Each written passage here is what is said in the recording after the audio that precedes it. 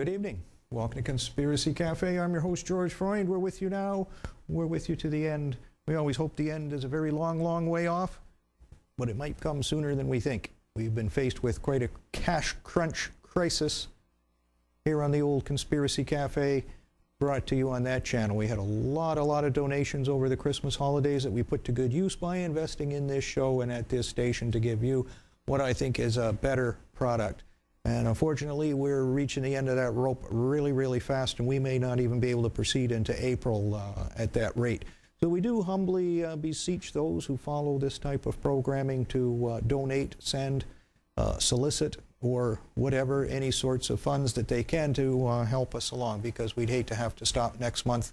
But we will go back to the old bunker-to-bunker broadcast if we have to. I can afford that, so our good friend in Texas, Denise, we save your Ulysses S. Grants to the very, very end when we're right up against the wall, and we'll be using those in the last week of March. We had to transfer the ownership of the websites over to yours truly, myself.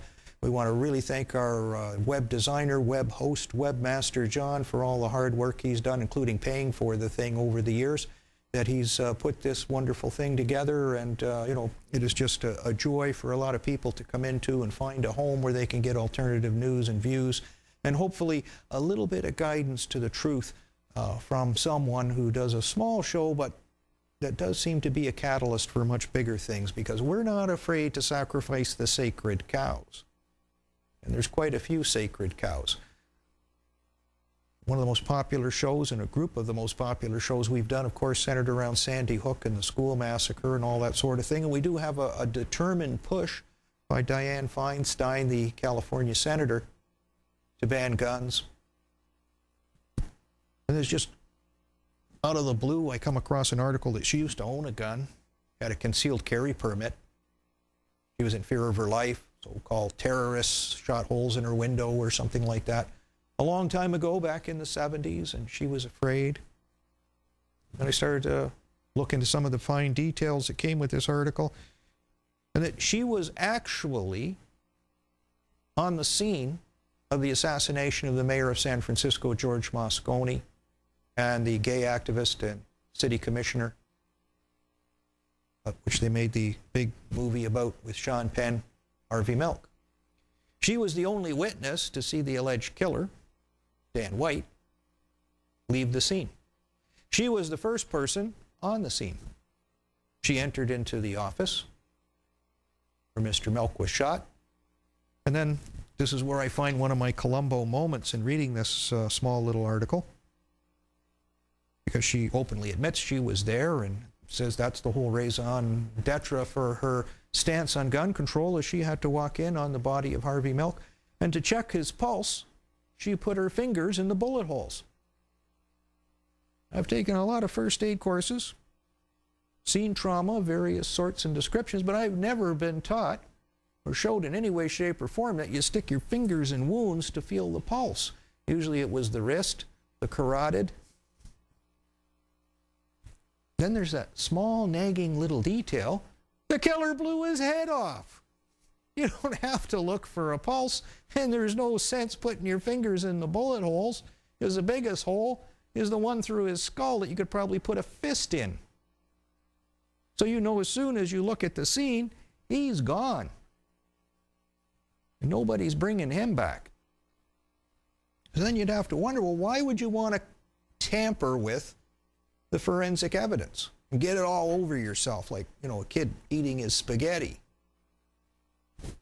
Maybe it's because it covers up the blood splatter where you pulled the trigger, eh? Because if you can set up a school massacre and kill a whole bunch of children, who says somewhere down the road you didn't have some hands-on experience? So I just started to, casually look through some of the fine details of this, and I'll be working on this on the weekend. That's how I'm going to chain myself to the floor, because I got a pile of stuff this thick to go through, so that I can, come up with hard and fast details and links to those details so you can see it for yourself. On the website, we just put up a, a simple little preparatory piece just to say, this is what I see and how I see it Even when you look on the Wikipedia material on George Moscone, the deceased mayor, assassinated mayor of San Francisco, killed in 1978. You know who got him into power? You know who his right-hand man was to get him elected?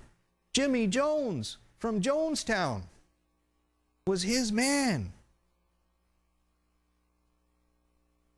Had his hand, you know, you forget about those fine details, had his hand so deep in San Francisco politics. And not only did he get the mayor elected, he got the district attorney and the sheriff elected. The three most powerful positions in office. This assassination happened on November the 27th. That's a 9/11 if you play with the numbers, 1978. On November the 18th, that was the day of Jonestown. It was the massive Kool-Aid party. In one of the set pieces of material I have, it says Dianne Feinstein was a member of the People's Temple. She's a cult android of the CIA, always has been, always will be. If we can show the big screen here, compadre. They stole my lightning picture, so I'll have to repost that later when I get home. And, you know, just for a joke, we have the Kool-Aid man coming through the wall here, posted over the bodies. This is a picture, a still from the movie Milk. Sean Penn is a great method actor, you know, to be like the street tough and play a gay activist in this movie is, you know, maybe insulting and offending to a lot of people, but, you know, he can play a lot of roles. And this is supposed to be Dan White raising the revolver to shoot him. In one set of articles, I find that Dianne Feinstein had the same make, model, and caliber Smith & Wesson 38 caliber Chief Special. An article's just been put out by a former FBI agent to say, no, she had a .357 Magnum Chief Special, which may well be true. I'll have to look a little deeper into that. But it still shoots 38 caliber bullets as well. And then he said that Dan White had a Model 10 Smith & Wesson service revolver from his time as a policeman on the San Francisco Police Department. He was also in the 101st Airborne, top-notch American commando and killer. Seemingly he had a grudge or something against these people, or maybe he was just induced to do some things. In the movie, we see him being ordered into the police office in City Hall to talk to people, coming out a different shade and going on his mission because they showed him something that made him decide what he was going to do. He got off with what's called the Twinkie defense. He got 5 years for manslaughter, involuntary manslaughter. California laws were completely changed and turned upside down because his addiction to junk food upset his blood sugar, made him go on a psychotic killing rampage, or maybe it was some of his MK Ultra training at the hands of this fine woman here, Dianne Feinstein. Now, this picture is very, very unique. And it's only on a forum like this where we will take a wooden stake and drive it into the heart of the New World Order and do the sacrifice. Look at that eye. See the lazy eye? We've talked about lazy eyes on this show before.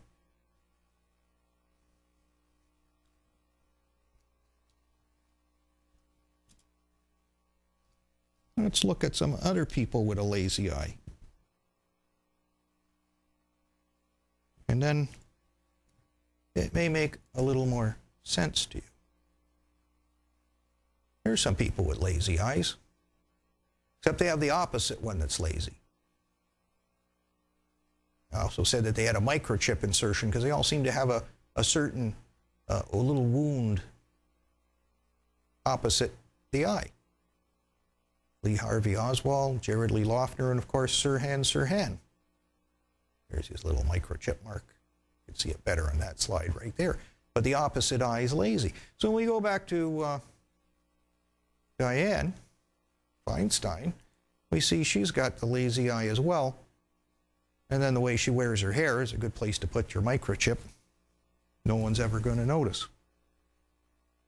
Very, very strange. And then we have, you know, what we call qui bono, who benefits, the old Roman adage, well, who benefited? She got to be mayor. It paved the way. If there was two people that needed their asses kicked to get out of the way to put her into power and to clean up all the dirt, because at Jonestown, they killed a congressman when he landed there. That got it all going. And then they massacred with the Kool-Aid. All the people there, hundreds and hundreds of them. They had to clean up. Well, you can't have out, Mayor Moscone and Jimmy Jones are bros, real bros. You got to get rid of the prick and fast. So a week later, they shoot him to death. And then you go, okay, we take him out. What's going to happen next? These are back in the good old days, when the CIA was still full of all the guys who killed Kennedy. What do you got to do? Well, you got this upstart gay activist, Harvey Milk. He's got a really good chance of getting elected mayor. You watch the movie, look at the end, you see the just legions of people coming to his funeral. It'll blow your mind. He could easily have been elected mayor. And then what could happen to a guy like that? So you get, into the major power base of Southern California. Just paves the way. One day, you could be governor. We might never ever had a Governor Reagan becoming president. We might have had Governor Milk becoming president. And then there's things about Harvey Milk that just aren't explained. He was a diver in the Navy. He's a Korean War veteran. Got out of the Navy as an officer. Trained divers.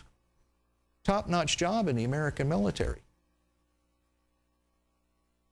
Then I look up his ship, and it's, was built after World War II, in service. Then around 1949, falls off the screen. And then sometime in the mid-50s, they talk about it again. Well, wait a minute. It was in the Korean War. Harvey was there. He was a chief petty officer on the ship at the time. They don't even mention in most writings about the ship that it was even in the Korean War. Harvey was, and he was on that ship. But when you look at the ship, there's no mention of the ship. Very strange. Very strange indeed. It's like there was a black cloud following the ship and him to some degree in the intelligence agencies. But what if we put forward a conspiracy? You see, Dan is supposed to have changed bullets midway between these shootings. Because he used to be one of the city commissioners too, he could float around in the back corridors, which were private and off limits to the public. It's only Dianne Feinstein that said she saw him leave an office and go somewhere else and that she tried to communicate with him. What if she ran into the office and finished the pricks off?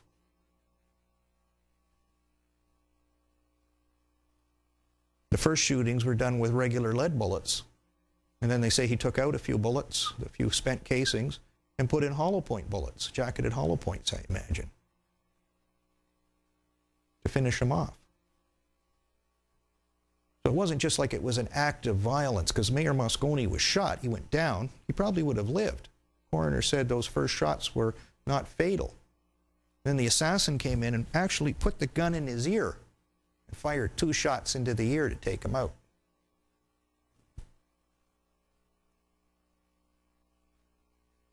I think we have a very, very big kettle of fish there. Something that's, so far back, the time capsule, we're talking almost 2 generations now. But this wicked witch of Washington may have actually done the dirty deed. It's only because they control the police. It's, the temple controlled the district attorney, controlled the sheriff, control how the investigation's going to pan out. They write the paper. They can make up whatever fiction story they want.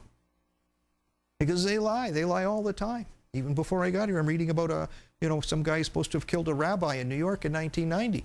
Wrong. He spent 20-something years in prison for nothing. They just let him out. They screwed up. Framed the wrong guy. Guess you can't frame the right guy. He deserves it. So Feinstein's bill is starting to lose a little bit of its steam. Maybe other people are starting to figure this out. But where I have to, really wonder on how the world is run is when you have the big media players on Genesis like Jones, on InfoWars, or Joyce on the Power Hour. You have to wonder, this is the golden football to completely save your nation from being vanquished. to avert the Civil War, to put the demon back in the bottle and throw it far out into the sea where it'll never be found again.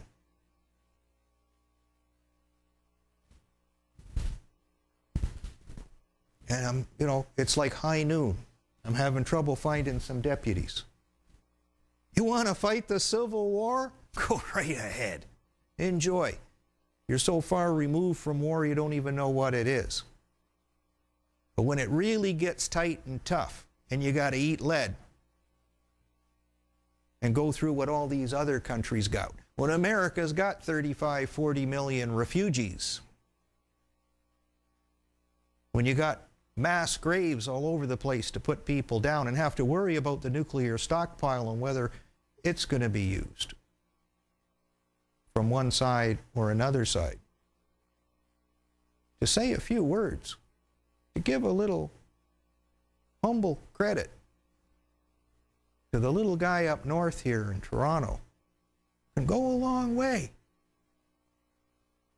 But we always like to take the bumpy road. So I have to wonder, I really do. This is the wooden stake to drive through their heart. We did that right after Sandy Hook with the police tapes, and then it just went everywhere. Everybody picked up their rocks and started throwing them.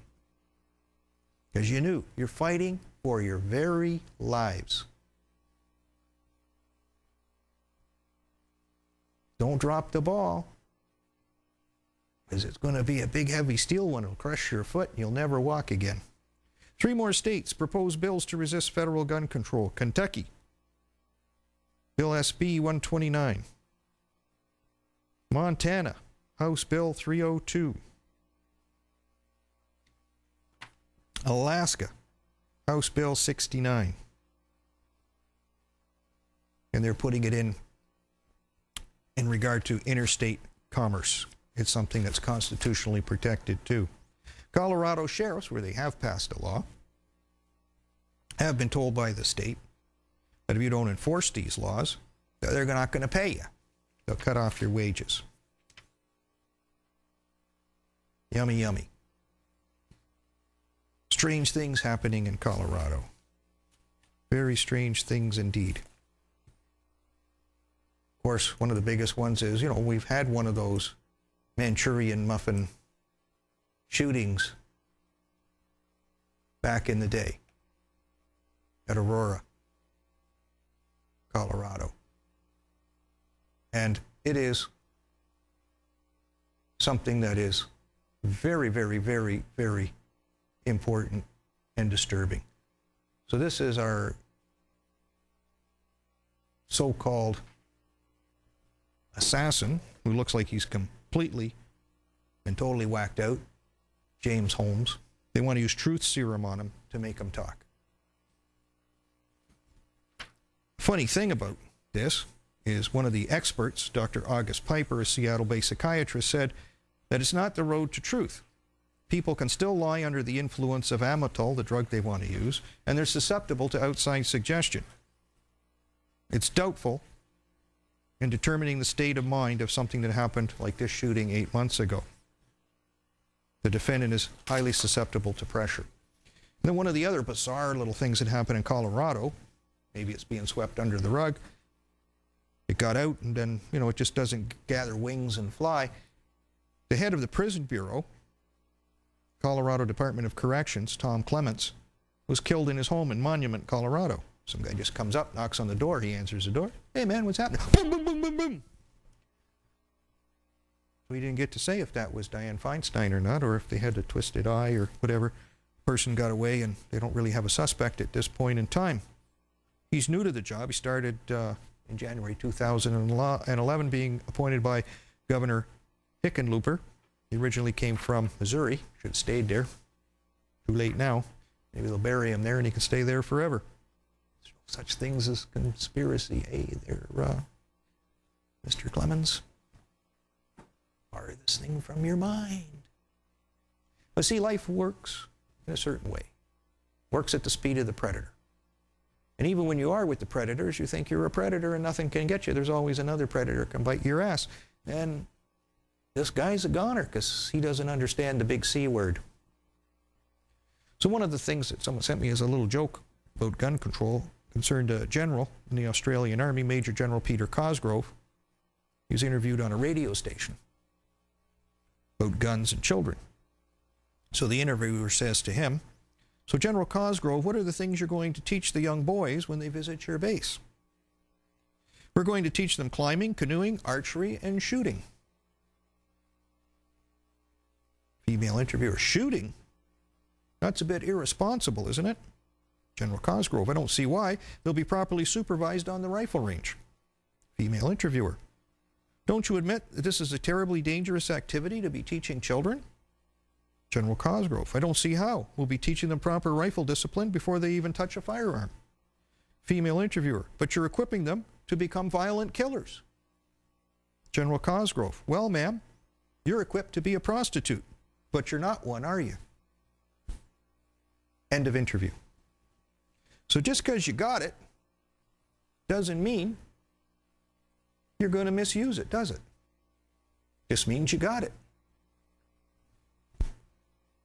And that's something we would hope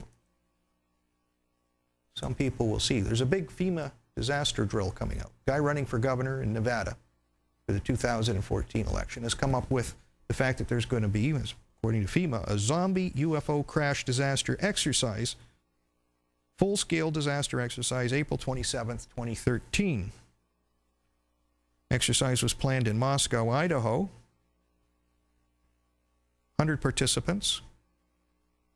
FEMA pulled down their page after it was exposed, and only members can see the information now. What they're concerned about is the government has created a biochemical weapon that can induce zombie-like behaviors in humans and therefore assist in mass murder events to promote global depopulation without taking the blame. You see this in TV shows. So many popular TV shows now involve zombies, games, that sort of thing. Big turnoff to me. I'm not that crazy about zombies, although I guess you could say there's been some classic good zombie movies. Charlton Heston's was probably one of the best way back when. With modern ones as well, to show that the idea is not dead, that they probably are working on a drug like that and hoping to get it out to you quickly. We said on one of our previous shows that when they were going after the police chiefs in England, there's probably a reason for it. Well, the British press give us the reason that I said the reason was before we even knew what the reason was. Celebrities, politicians, and VIPs had their sex attack files hidden from investigating officers by police top brass. So super executive officers sealed off all the files on the hoi polloi so that lower ranking officers could never see them, and they were protected in their crimes. And that would include Jimmy Savile and former Rochdale MP Cyril Smith, mentioned specifically in the article. You see, birds of a feather stick together and cover for each other. And what was their reward now? Well, now they're going after some of these guys just to give them a little whipping, keep them honest. Ex-Daily Mirror editor Richard Wallace hauled in on this Operation Wheating, along with several other executives in the British media. They weren't charged with anything. They were just arrested and harassed to some degree. But this is a major scandal of the greatest proportions, because we say it goes pretty much right to the top. Vatican denies dirty war allegations. Of course, we finished our blog. We won't have time to go into it because we only do about an hour here, and this blog alone is probably enough to take up 20 minutes. But you know, we have written about Petrus Romanus, his connections to the grand old times in Argentina.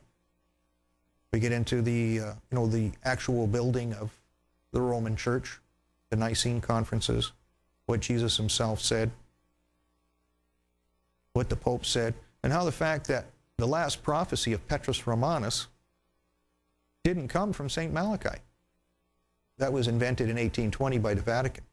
How his works were put away for 400 years and then reinstated, written by the Vatican and sent out. So the last Pope, according to him, really is Pope Benedict XVI. And part of the changing of the guard is to get him out of the picture and not be Pope. So he resigns. But then, you know, there was also prophecies saying that there would be conflict at the end.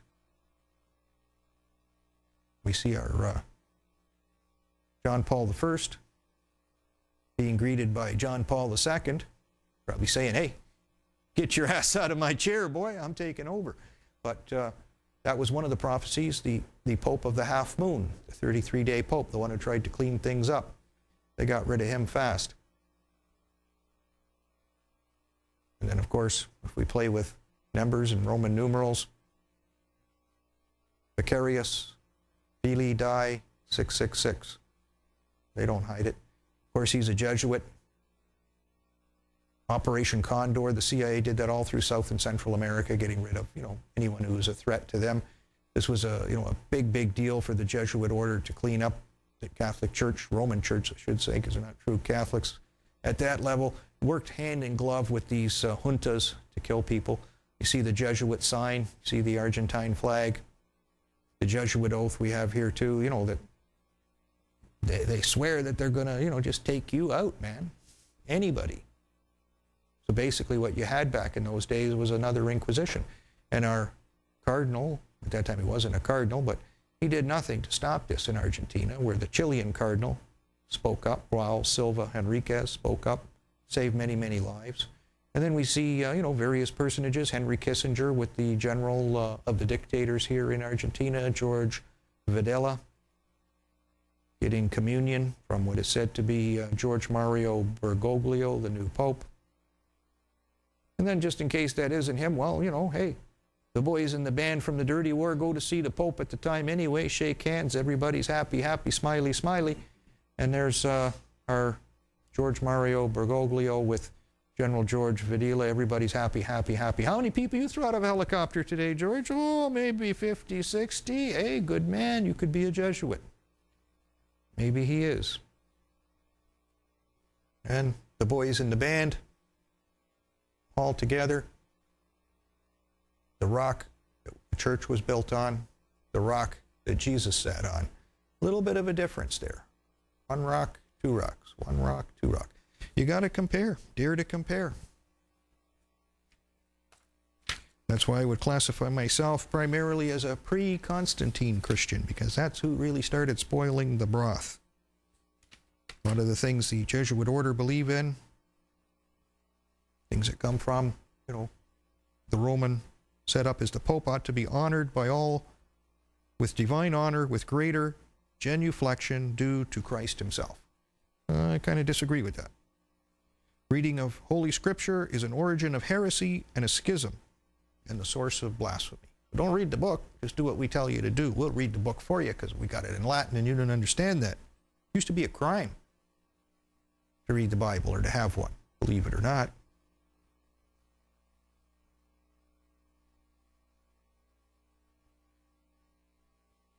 The Pope has the power of changing Scripture and adding to it and taking from it according to his will. You better get a good guy then, eh?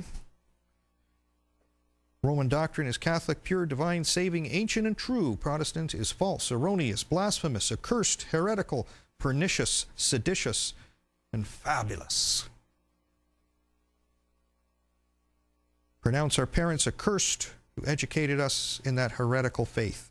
We curse those who also excite in us any doubts concerning the Roman Catholic faith and those who also served us with that accursed cup. Holy Scripture is imperfect and a dead letter until it is explained by the Supreme Pontiff and allowed by him to be read by the laity. We swear that as long as a drop of blood remains in our veins, we will persecute the accursed Protestant doctrine by all its means in our power, secretly, openly, by violence and stratagem, by word and deed, and even with the sword. Friendly bunch of guys. So that's why I just like to cut to the chase and go right back to the beginning and before Constantine and sit on the rock with Jesus. So we had a guy here, the president goes to Israel and his beast breaks down. So this is his big limo. Seemingly, the driver made a silly mistake and he put gasoline in a diesel engine. Well, that could happen if you're an idiot. I don't think they hire an idiot to be the president's driver. So why did they do this? There was like scuttlebutt rumors last week, I didn't have time to get into, that they might try to pull a fast one on Obama while he's over there and whack him or something like that. So, maybe that's part and parcel. Well, the guy wasn't silly. He was just getting Obama out of the line of fire, because then they moved him by helicopter across town until they got the other car. They always carry two of those things. There's the super, you know, multi-ton armored 5-inch steel plate. Like, this thing's better than one of those tanks Homeland Security is going to get. I don't know if you've ever seen the movie The Dictator. You can go to me because they'll have to see me. Did you see the movie The Dictator, Hugh? No, it's classic, funny, you know. Yeah, so, you know, the guy's got the big beard, and whenever somebody does something wrong, he walks by and he goes, and that tells all his handlers that they're supposed to kill that guy and take him away, right? So, you know, hey, this is the driver of the limo, right? You know, you put gasoline in a diesel engine, Obama walks by, and they're taking you out, pal. You're finished. But like I say, I can't see anybody being that stupid. I get the feeling that what happened is he did something to pull him out of the bacon. This is a close-up of the beast here from the front end. There's the beast in the car waving. We'll get into that. He's a happy beast. People aren't too happy. It's coming up to Passover and they close all the roads. He's happy. I hate your guts, but I'll kiss you anyway. And you can just see that, you know, hey, a little bit more and we can feel each other's butts or check for the wallets. What a tour. Of course, Obama stays at the King David Hotel. That's where the Irgun, the Jewish terrorist network, blew the bloody thing up and killed a whole bunch of British soldiers way back in the day. He's got a 600-person entourage. He's going to occupy all 233 rooms in the hotel. So I guess Netanyahu and Perez don't put their hands over their hearts because maybe they don't have one. I don't know. Some people say they're all cloned 6 ways from Sunday. He says the U.S. will support Israel all the way along. Israel's Channel 10 said, to tell the truth, they can't stand one another. And that's probably the truth. Palestinian friends can't stand them too much either. A lot of protesting. I Have a Dream, Martin Luther King, burning them in effigy, burning the American flags. Of course, they never burn the Admiralty flag. They always burn, you know, pretty much what's closer to the real American flag. So they're not too happy with Mr. Obama because their rights and freedoms are stepped on. Let's go into Jordan next, and we're on our way. And there's a funny one here. This is a History Channel show on the Bible and a character in it. And people just pick right out. He says, hey, this guy looks like Obama. He plays Satan in this 10-part miniseries on the History Channel. He's an acclaimed actor, Mehdi Ouzani. He's from Morocco. He's been in many religious type of things before. He was in Heath Ledger's The Four Feathers, 2006 version of 10 Commandments, and the TV movie David in 1997, and Jeremiah in 1998. They mention in the article, although, you know, they don't show pictures. I missed this one. This is one you just, you know, you take home for dinner. HBO's Game of Thrones featured a fake George W. Bush head impaled on a stake in its first season. You know, I don't watch TV much. You know, I guess there's one I missed.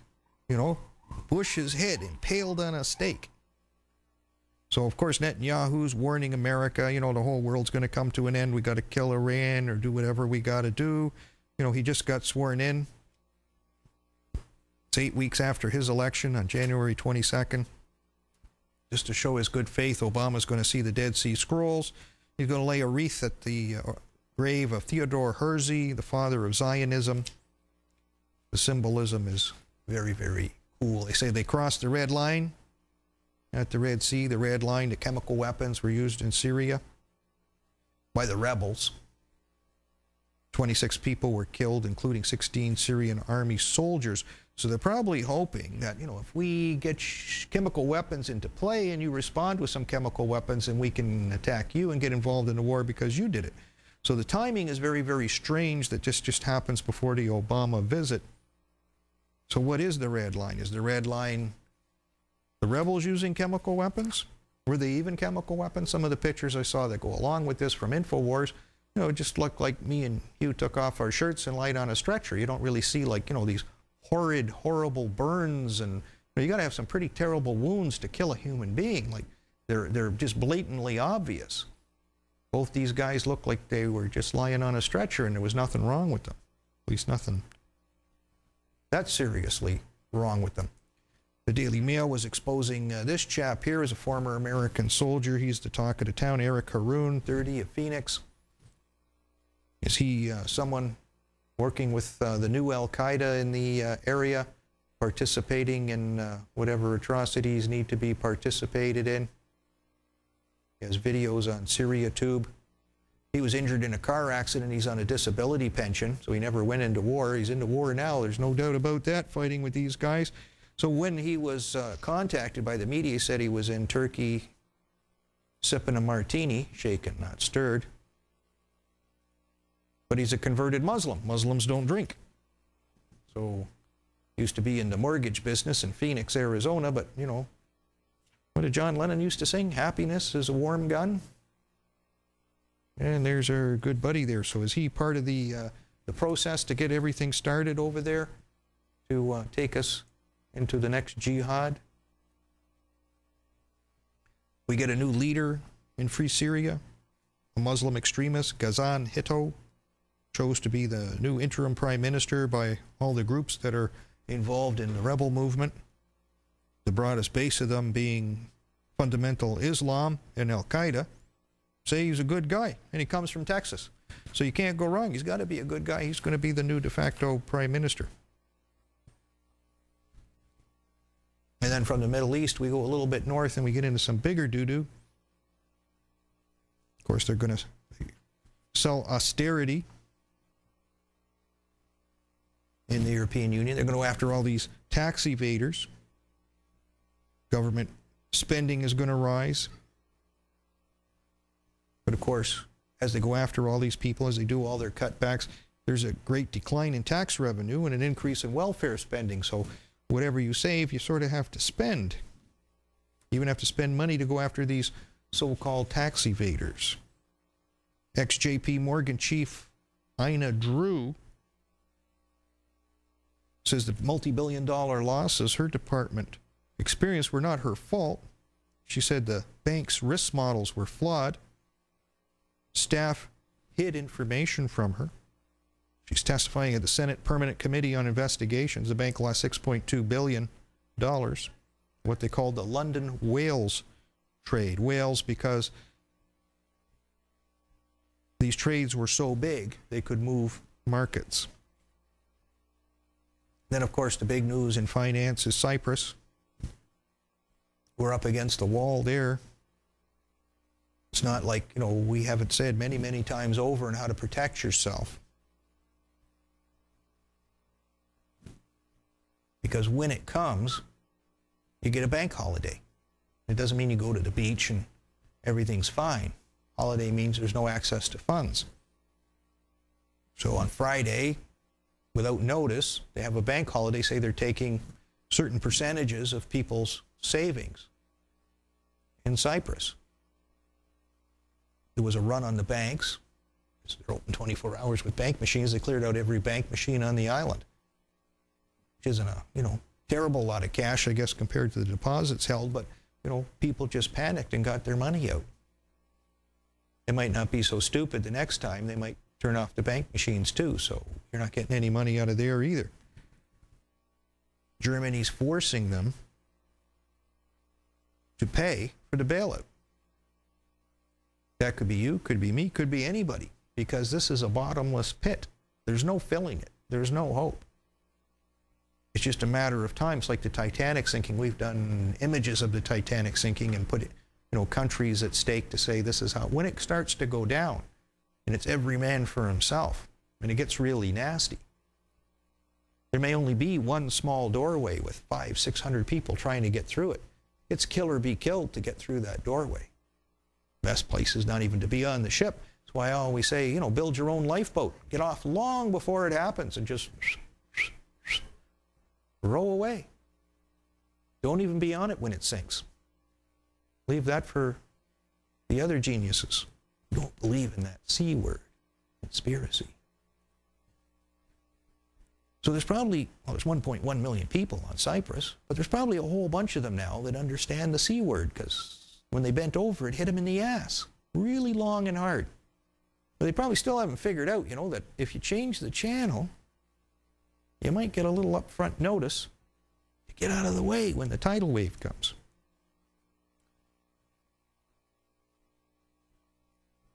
Russia is trying to move into Cyprus too. So one of their ministers, Michael Saras, is in Moscow to talk about what's going on. Gazprom is trying to say that we'll clean up your banking system if you allow us to have first dibs on gas reserves that may potentially exist off the island of Cyprus. So they'll do the bank restructuring and issue bonds. Of course, that completely takes Cyprus out of the fold of the European Union, technically, maybe not physically, permanently, but it takes them out of that levy. And what does Russia want there? Russia wants a Mediterranean naval base. They only have one. They have the one in Syria, which may not be tenable for a very long period of time.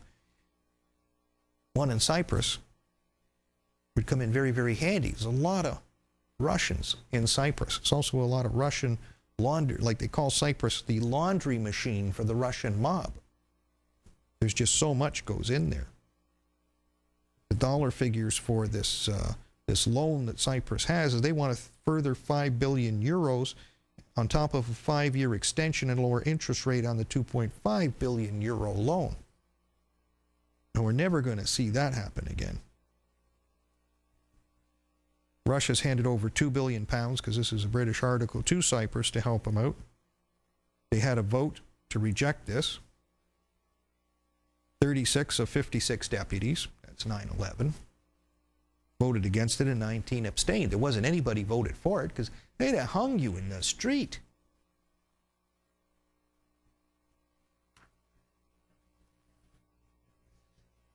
So they say there's something like 30 billion pounds of Russian money stashed on this island. Well, no wonder they want to raid it. Cyprus ranks as the largest source of foreign direct investment into Russia, money that is largely Russian in origin and passes through Cypriot banks before being sent back to Russia. So they wanted to take somewhere in the neighborhood of 5.8 billion euros directly from savers' bank accounts, depending on how much money you had and how many bullets you have and, you know, who knows what else. So this joining of the European Union seemed to be the biggest mistake these idiots ever made. Now, will they do it in other countries?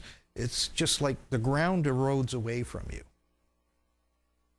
There's no stopping it. It just gets bigger and bigger, a hole and a hole and a hole and a hole and a hole until you're in something like the Grand Canyon and it keeps collapsing and falling in on you. There's no way out of it. They just get desperate. They have to suck up every last dime they can get their hands on. So will this happen in Greece, Portugal, Ireland, Spain, or Italy? And just the anticipation of it may get people to withdraw their money. And that might be part of the conspiracy to help it collapse faster, is to create a panic to get people to take their money out of the bank. One of the funny things is the Church of Cyprus, major shareholder in the Hellenic Bank. They own property and also a brewery. Happy priests are they. Actually offered to use the church assets, to sell off the church assets to help out. Now you gotta love that.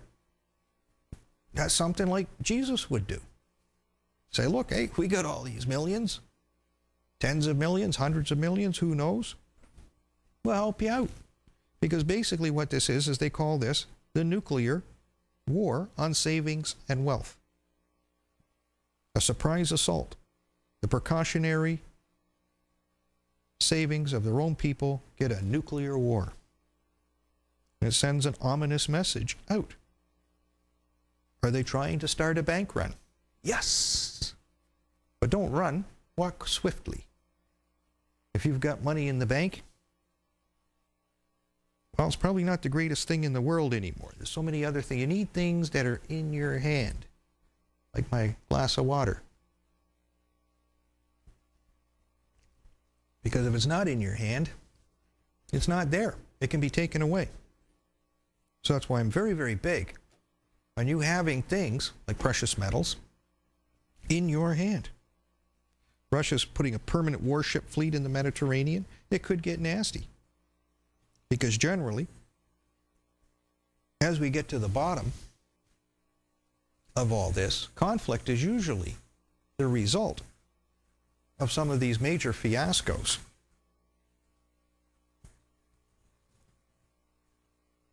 Former British Chancellor of the Exchequer, Alistair Darling, warned that raiding people's savings accounts could trigger bank runs across Europe. People will lose their confidence in the banks. I don't have any confidence in the banks.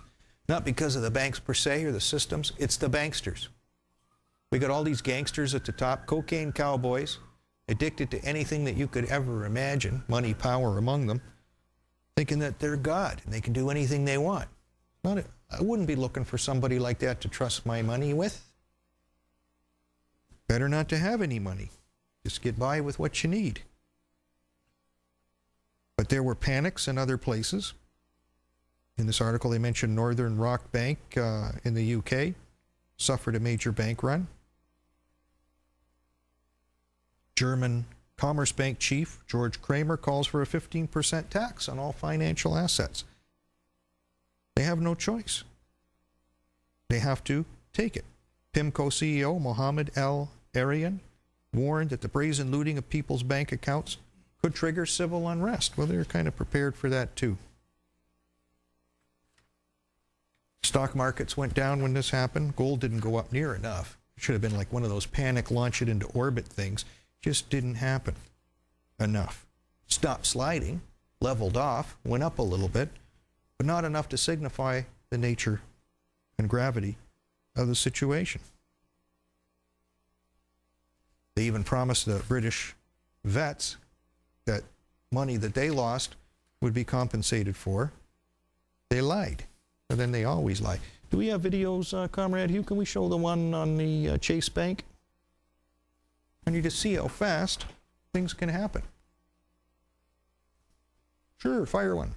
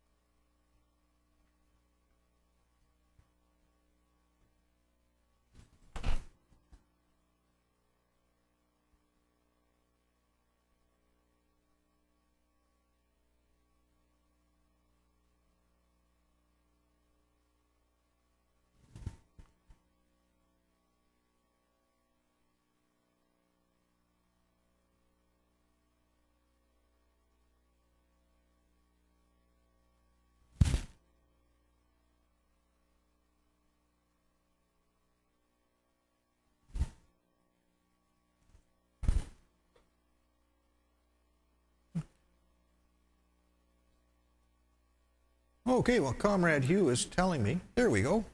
Was that something? Okay. Hugh was telling me that we got no audio on this, which is a shame because it's a nice little news clip.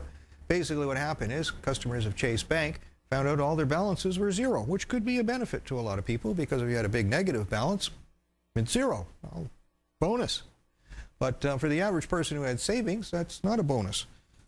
And people panicked and this or that. It was just a computer glitch. Maybe the banks failed. They didn't tell us, but they got all those numbers back for everybody later, and everybody's happily ever after. So if we don't have sound, I guess we can cut the video there because that's not going to do us any big good. But it just goes to show you, you can't trust these banks. Everything you got is just like a little number. It's not even on a ledger sheet where I can just hold up the paper and say, see, this is my ledger sheet, you know, and it's got all the numbers on there. No, it's just little digital things that are there 1 minute and they're gone the next. And nobody knows what was there before. You got storable food, usable water, and supplies. Well, you know what they're for. You know where they are. Makes perfect sense. Fuel, precious metals, you have a little cash on hand.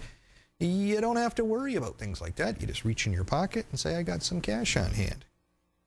Because basically what they're doing is stealing. They're taking away everything that isn't nailed down and then some. And then, of course, I hear the U.S. passed their budget today, so we're okay till September. In this little anecdote, they started talking about how they saved, 80-something million dollars on the old ledger sheet. And here's the ledger sheet from the daily history of debt results. We see this one? Okay, there we go. Sort of almost there. So in this little box here in the corner, you have the total public outstanding debt. So on one day, 85 billion is saved, and the next day it goes up 85 billion. It's just one day is going into further debt, 85 billion, just like that. So we cut and cut and cut 85 billion, and the next day it goes up 85 billion. Well, that accomplished a whole lot, didn't it?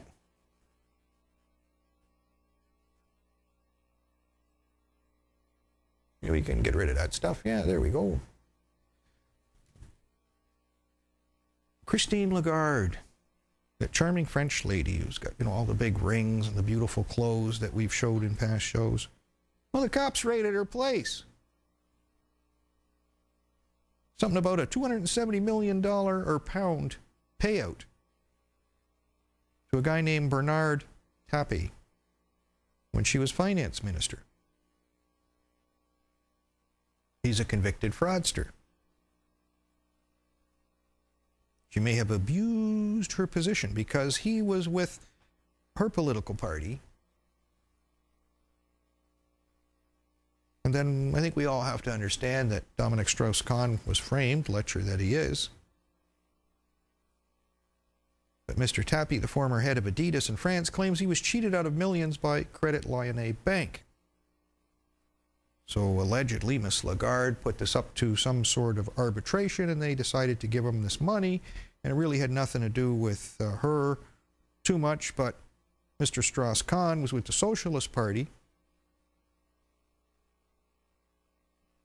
and then Ms. Lagarde was with Sarkozy's UMP, and so was Mr. Tapie. So were they screwing around?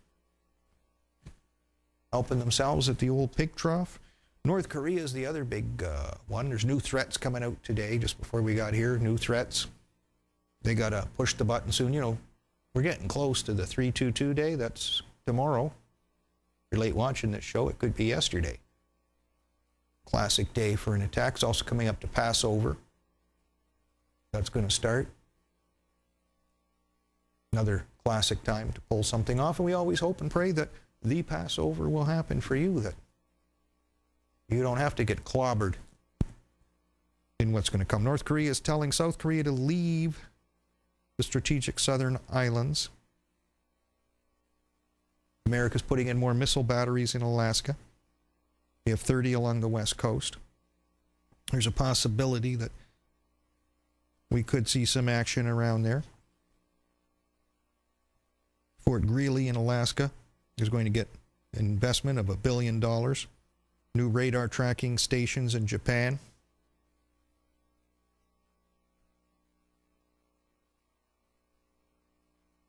Although these missile interceptors don't really work all that great. Hack attacks, same thing. South Korea, they hit the banks, they hit the TV stations. If you're not prepared, you're screwed. You got to be the bank of yourself, the store of yourself. You got to be prepared to go for a little while, just in case some electrons just don't make it to the certain computers, and keep everything going. Whatever you need, make sure you can get. Food and water are at the top of the list. Medicines, heat, gas, transportation, means of protecting yourself, first aid supplies. Have it handy, because if you don't have it handy and you need it, you're up the creek. So everybody's blaming everybody else. North Korea says they're hacked. South Korea says they're hacked by the North Koreans. Turns out some of the latest things I've seen say it's the Chinese. One of the good news items, though, of course, is the United States has backed off on the missile shield in Europe to some degree. Phase 4 has been bypassed. This is phase 1. You can see, like, it's supposed to be for Iran, but you cover a good part of Russia, and that's really put some sand in their eyes. This is the next phase for 2018. And we see we still have Russia boxed in very, very well. In this last phase, we see Russia saying, like, hey, I'm parking these big Iskander missiles here. So I've always said right from day one, that isn't even a threat yet. These little babies here, they can take out all of Europe. Flatten it, turn it into a parking lot. That's what you got to sweat about. And if putting in these missile interceptors or some of these radar things piss off the Russians enough that they got to consider global thermonuclear war, is there anything to think about? So anyway, we backed off a little bit there and moved our blocks to the Pacific. Bonus for us. And then we got some spies. Got Chinese spies working at NASA. Langley, Virginia Research Facility, Hampton, Virginia. So this guy, Bo Zhang, leaves the country abruptly, taking computer hard drives and all kinds of crunchy-munchy stuff on a one-way ticket back to the homeland, which is in America. Somebody ratted him out. The FBI picked him up, confiscated this material. He was employed as a contractor with the National Institute of Aerospace. Representative Frank Wolf in Congress clearly calls him a spy. And you got to wonder, this isn't the first time he's done it. He was there before and he went home with lots of stuff. This is the second time. So he had another laptop, an old hard drive, a SIM card, cell phone, a memory stick. He's well prepared to take his work home with him. Maybe he's not coming back anymore. And then one of the little links in this article, related link, even though it isn't related, talks about how the TSA humiliates a W amputee Marine by making him take off his prosthetic legs for inspection. Okay, let me get this right. Here's a Chinese spy, gets to take stuff out of NASA and go home with it. He's not stopped and searched at the airport until people really go after him. Here's a Marine who fought for his country. Whether he was misled or not is immaterial. The fact is he did fight for his country, did his duty. He was wounded. And he's put through a very, very difficult procedure. An insulting procedure, considering he's given so much. His legs to his country. Like, it's the trouble when you hire people that are just total morons and they just can't tell the difference. They can't judge people. They can't read people or whatever. You don't see the sweating BOSOF factor. You know, his copy of the Koran and his burn-proof ID that's supposed to be left behind after everything blows up. And they just take apart this veteran because they got nothing else to do. I think the least you could do is just shake his hand and say, thank you. And then he probably won't want to blow up the plane when he gets on it. There's something I can do for you, brother. And I at least pray for you. Forgiven so much. Instead, he's jerked around like that. Then we got another spy in Hawaii. So this 27-year-old Chinese woman is one of those interlopers to go after this guy who works as a civilian defense contractor at Pacific Command, Benjamin Bishop, 59. He's in jail now. Sex of a lifetime while it lasted, I guess. And now he's going to be doing some hard time, given secrets about American defenses in Hawaii and possibly the Pacific coast. He was a lieutenant colonel in the U.S. Army Reserve. Had secrets about nuclear weapons, missile defenses, war plans, radar systems, etc., etc., etc. He's also charged. Oregon company to sell drone defense to the public. It won't bring them down, but it's sure going to make their time difficult up there. A little too expensive for home use. We're running out of time. That's too bad. One little one, I guess, because war is always on the horizon. Lyndon Johnson tapes reveal Richard Nixon's treason. Richard Nixon sabotaged the Paris peace talks. The war would have been over in 1968. Instead, it had to go longer.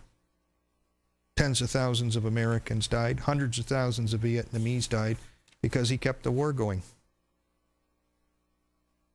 Just like that. One man. Nobody chained the channel. Everybody just trusted these people blindly. This is from King of the Hill. My son loves this. Dale Gribble, one of the characters in here, always has this to say. Guns don't kill people. The government does. And as we see here from history, the government does. And as we said at the beginning, with Dianne Feinstein, Sandy Hook, and all the rest of this stuff, the government does. And if they get away with this big zombie drill, the government does. And if they start a bigger and broader war, civil or international, they'll kill more people. The government does. But you're supposed to be the government, you, the people. Do something. Change the channel. You need heroes? Look in the mirror. It's you. There's nobody else. That's why we're here. If you can help us out, help us out. It's nicer to do the show here, but we have to deal with realities as they come up. And part of it is I can't carry it all on my own. Not even close. Not in these hard times. We just do the best we can with what we can muster. We thank all the people who have contributed and made it go as good as it has gone for as long as it has gone. Because you're influential too. You're the heroes of the Republic and the world. This is Conspiracy Cafe. This is that channel. This is Downtown Toronto. We'll be here again next week. Same that time, same that channel. Thanks for coming out. Good night.